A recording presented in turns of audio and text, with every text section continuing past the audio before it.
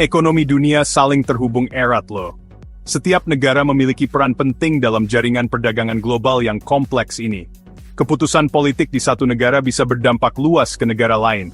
Misalnya, kebijakan ekonomi di Amerika Serikat bisa mempengaruhi pasar di Asia dan Eropa. Dampaknya bisa besar dan seringkali nggak terduga secara global. Krisis ekonomi di satu negara bisa memicu resesi di negara lain. Koneksi erat ini terlihat jelas banget waktu perang dagang di era pemerintahan Trump. Kebijakan yang diambil bisa memicu ketegangan di pasar global. Kebijakan proteksionisnya bikin pasar global gempar. Banyak negara merespons dengan kebijakan balasan yang memperburuk situasi. Video ini akan membahas dampak tarif impor 25% yang diberlakukan Presiden Trump, khususnya pada produsen mobil Jepang, Toyota, Mazda, dan Honda. Tarif ini mempengaruhi biaya produksi dan harga jual. Tarif yang tujuannya melindungi industri otomotif Amerika ini ternyata berdampak luas banget. Banyak perusahaan otomotif Amerika juga merasakan dampaknya. Rantai pasokan terganggu, keuntungan berkurang, dan hubungan internasional jadi tegang. Banyak perusahaan harus mencari cara baru untuk mengatasi tantangan ini. Kita akan bahas juga tantangan spesifik yang dihadapi Toyota, Mazda, dan Honda, termasuk bagaimana mereka beradaptasi dengan situasi ini, respons pemerintah Jepang terhadap tarif ini, dan langkah-langkah yang mereka ambil untuk melindungi industri mereka. Dan strategi Jepang untuk mendekati China di tengah meningkatnya proteksionisme Amerika Serikat. Kerjasama ini menjadi semakin penting dalam menghadapi tantangan global. Tahun 2018, Presiden Trump menerapkan tarif 25% untuk kendaraan dan suku cadang impor dari Meksiko, Kanada, dan China. Tujuan Trump adalah melindungi industri otomotif Amerika Serikat dari persaingan asing. Dia berpendapat bahwa tarif ini akan melindungi lapangan kerja Amerika dan meningkatkan manufaktur dalam negeri. Tapi malah ada dampak yang nggak diinginkan. Industri otomotif Amerika Utara yang terintegrasi jadi kacau. Negara-negara lain juga balas menerapkan tarif, bikin ketegangan perdagangan makin panas. Tarif ini langsung bikin industri otomotif global gempar. Produsen mobil Jepang, yang sangat bergantung pada rantai pasokan global dan pabrik di Amerika Utara, kena dampaknya. Toyota, Mazda, dan Honda mengalami kerugian finansial yang signifikan dan gangguan pada proses produksi mereka. Toyota, produsen mobil terbesar di dunia, langsung merasakan dampak tarif ini. Rantai pasokan mereka yang kompleks di seluruh Amerika Utara jadi berantakan. Suku cadang dari Meksiko dan Kanada jadi jauh lebih mahal, bikin biaya produksi kendaraan di Amerika Serikat meningkat. Keuntungan Toyota pun turun drastis. Perusahaan melaporkan penurunan pendapatan operasional yang signifikan untuk tahun fiskal tersebut. Manajemen Toyota terpaksa menyesuaikan strategi produksi mereka untuk mengurangi dampak tarif.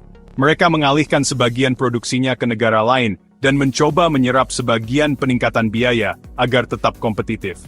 Namun, tarif ini tetap jadi tantangan besar bagi keuntungan jangka panjang Toyota.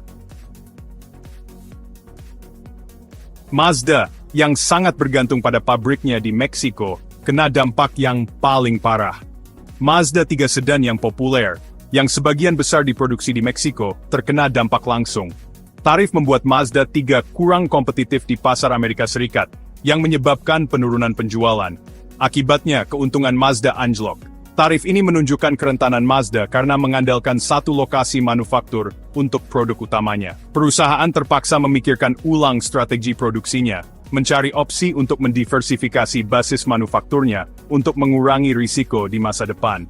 Tarif ini jadi pengingat keras tentang keterkaitan perdagangan global dan potensi dampak buruk dari kebijakan proteksionis. Honda terpukul, penurunan produksi, dan keuntungan yang menyusut.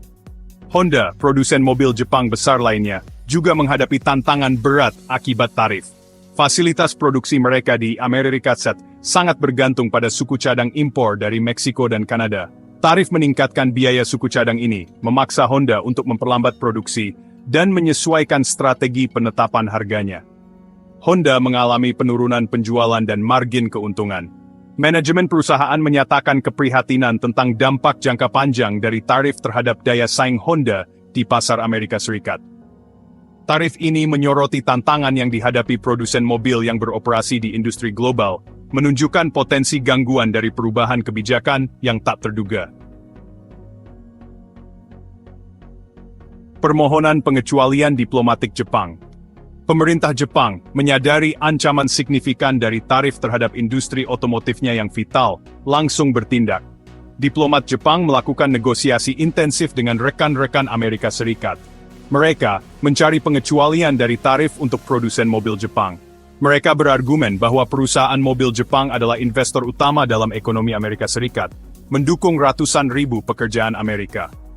Jepang menekankan hubungan perdagangan yang saling menguntungkan antara kedua negara, menyoroti kontribusi produsen mobil Jepang terhadap ekonomi Amerika Serikat. Namun, meskipun telah berupaya, Jepang tidak berhasil mendapatkan pengecualian penuh dari tarif. Pemerintahan Trump tetap teguh pada pendirian proteksionisnya, membuat produsen mobil Jepang harus menghadapi tantangan yang ditimbulkan oleh tarif. Pasar gelisah, saham berguguran dalam badai tarif. Pengumuman tarif membuat pasar keuangan global gempar. Harga saham Toyota, Mazda, dan Honda mengalami penurunan tajam di hari-hari setelah berita tersebut. Investor khawatir tentang dampak tarif pada keuntungan produsen mobil, bereaksi dengan menjual saham mereka. Reaksi pasar saham menggarisbawahi ketidakpastian dan kecemasan seputar perang dagang. Tarif menciptakan iklim volatilitas dan penghindaran risiko, membuat investor waspada untuk berinvestasi di perusahaan yang rentan terhadap ketegangan perdagangan. Respons pasar saham berfungsi sebagai pengingat keras tentang keterkaitan pasar global dan potensi konsekuensi dari kebijakan proteksionis. Jepang beralih ke China dan Belt and Road. Menghadapi meningkatnya proteksionisme Amerika Serikat, Jepang mulai mendiversifikasi kemitraan ekonominya. Jepang menyadari bahwa ketergantungan yang berlebihan pada satu pasar dapat menimbulkan risiko besar bagi ekonominya. Negara ini berupaya memperkuat hubungan dengan pemain kunci lainnya dalam ekonomi global, khususnya China. Hubungan yang lebih erat dengan China diharapkan dapat membuka peluang baru bagi perusahaan Jepang. Jepang melihat peluang untuk memperdalam kerjasama ekonominya dengan China melalui Belt and Road Initiative, sebuah proyek ambisius yang bertujuan untuk meningkatkan konektivitas dan kerjasama antar negara. Sebuah proyek infrastruktur dan perdagangan besar-besaran yang dipelopori oleh Beijing. Proyek ini mencakup pembangunan jalan, rel kereta api, pelabuhan, dan infrastruktur lainnya yang akan menghubungkan Asia, Eropa, dan Afrika. Belt and Road Initiative menawarkan Jepang kesempatan untuk memasuki pasar baru dan mengamankan akses ke sumber daya penting. Ini adalah peluang besar bagi Jepang untuk memperluas jangkauan ekonominya. Dengan berpartisipasi dalam inisiatif ini, Jepang bertujuan untuk mengurangi ketergantungannya pada pasar Amerika Serikat dan mengurangi risiko yang terkait dengan ketegangan perdagangan. Jepang berharap dapat menciptakan keseimbangan yang lebih baik dalam hubungan ekonominya. Peralihan Jepang ke China mencerminkan tren yang lebih luas dari pergeseran aliansi geopolitik dalam menghadapi tatanan global yang berubah. Ini adalah langkah strategis yang menunjukkan adaptasi Jepang terhadap dinamika global yang terus berkembang. Kesimpulan, harga proteksionisme di dunia yang terglobalisasi. Kasus Toyota, Mazda, dan Honda menggambarkan konsekuensi yang kompleks dan seringkali tidak diinginkan dari kebijakan perdagangan proteksionis. Kebijakan ini, meskipun bertujuan untuk melindungi industri dalam negeri, seringkali menghasilkan efek samping yang merugikan. Meskipun dimaksudkan untuk melindungi industri dalam negeri, tarif dapat mengganggu rantai pasokan global, menyebabkan keterlambatan produksi dan distribusi yang signifikan, meningkatkan biaya untuk bisnis dan konsumen, dan menegangkan hubungan internasional. Konsumen seringkali harus membayar harga yang lebih tinggi untuk produk yang sama, sementara bisnis menghadapi ketidakpastian dan biaya tambahan. Perang dagang yang diprakarsai oleh pemerintahan Trump menyoroti keterkaitan ekonomi global dan pentingnya kerjasama internasional. Kebijakan proteksionis ini tidak hanya mempengaruhi negara yang menerapkannya, tetapi juga memiliki dampak luas pada ekonomi global. Pengalaman produsen mobil Jepang berfungsi sebagai kisah peringatan tentang potensi dampak buruk dari kebijakan proteksionis. Mereka menghadapi tantangan besar dalam menavigasi pasar internasional yang semakin kompleks. Di dunia yang semakin terglobalisasi, kerjasama dan kolaborasi sangat penting untuk memastikan kemakmuran dan stabilitas ekonomi.